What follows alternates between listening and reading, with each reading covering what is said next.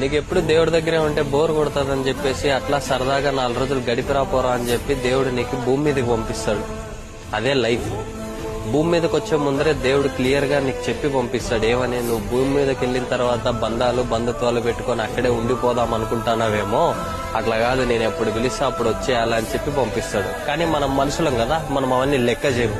ఇక్కడికి వచ్చిన తర్వాత ఆ భూమి నాది, ఈ ఇల్లు నాది, అవి ఇవి అని చెప్పి స్వార్థాలతోటి మునిగిపోతాం మనం. చెప్తానా చూడు, నువ్వు ఫేస్ ప్యాక్లు మేకప్లు వేస్తుంటే ఫేస్ కూడా నీది కాదు, రంగుల బట్టలు వేస్తుంటే దేహం కూడా నీది కాదు, దేవుడిచ్చింది.